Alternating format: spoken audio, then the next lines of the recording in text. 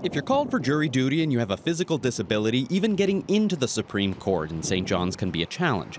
The building opened in 1904, long before accessibility was a consideration. The current rules say buildings built before 1981 don't have to be updated for accessibility when you're doing minor renovations.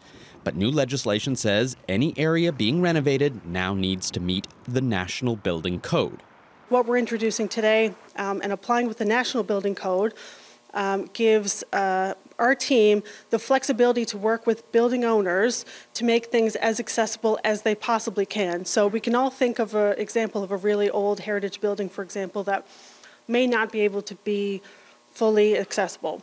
Nothing she's doing improves accessibility whatsoever. Today, disability advocates gathered in the House of Assembly concerned that there's a loophole that will leave many places inaccessible. All they have to do is say, okay, we're just going to continue on and not do any renovations. We'll do our maintenance, but no renovations. Then they can remain inaccessible. And this is all the big buildings downtown. This is all buildings that are all over this province. This is government services, including public libraries. What they recommended was to have a program to require all buildings to undergo updates over the course of 20 years to bring them up to date.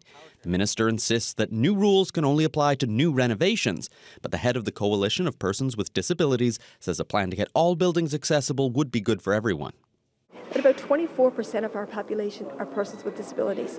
For businesses, needs to be a real understanding that if you're denying access to a huge portion of our population, that's got to have a negative impact on your bottom line. The minister insists this new legislation will lead to more accessible buildings, but the coalition says there's need for more input. We would like to see this paused so that we can go forward with the minister and see if we can come up with a solution. The minister says the legislation will go ahead after years of consultations, but it doesn't mean it can't be updated later. Peter Cowan, CBC News, St. John's.